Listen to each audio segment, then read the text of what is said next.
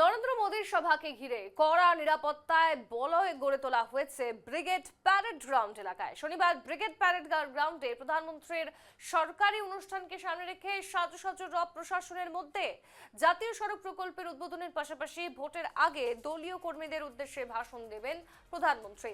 কলকাতার brigade parade গ্রাউন্ডে ভারতের প্রধানমন্ত্রী নরেন্দ্র মোদীর পরিবর্তন সভা। এই পরিবর্তন সভায় যোগ দিতে মুর্শিদাবাদ বিধানসভা ক্ষেত্রে বেশ কয়েক হাজার কর্মী সমর্থক ও সাধারণ মানুষ যোগ দিতে হাজির হয়েছিলেন মুর্শিদাবাদ রেলওয়ে স্টেশনে।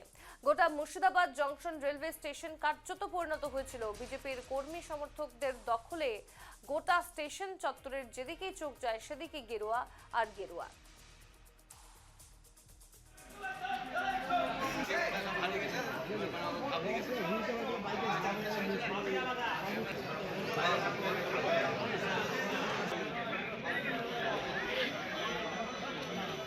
আজ দুদিনের অসম এবং বরাক সফরে প্রধানমন্ত্রী নরেন্দ্র মোদী রয়েছেন এবং তারপর কিন্তু তিনি কলকাতায় যাবেন।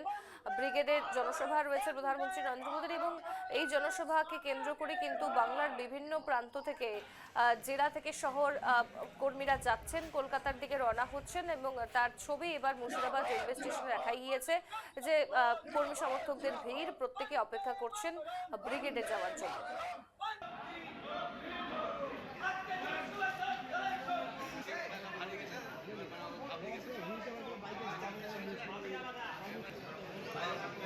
মুর্শিদাবাদ বিধানসভা থেকে প্রায় 2.5 থেকে 3 হাজার কার্যকর্তা ব্রিগেডের উদ্দেশ্যে রওনা দিয়েছে। গত রাত্রেও অনেকে গেছে, আজকেও সকালবেলায় আগের ট্রেনেও অনেক কার্যকর্তা গেছে। স্পেশাল সকালবেলাতে 2টো ট্রেন এখানে দেওয়া হয়েছে। এই রুটে উত্তরবঙ্গের কিছু ট্রেনও যাচ্ছে, সেখানেও সেই ট্রেনেও যাচ্ছে কার্যকর্তাদের মধ্যে উচ্ছ্বাস প্রমাণ করছে এবার পশ্চিমবঙ্গে পরিবর্তন হচ্ছে। 26-এ তৃণমূলের বিসর্জন হচ্ছে আর বিজেপির সরকার গঠন হচ্ছে। আপনার নাম? আমার নাম সৌমেন মণ্ডল, মুর্শিদাবাদ সাংগঠনিক জেলা বিজেপি সভাপতি। মুর্শিদাবাদ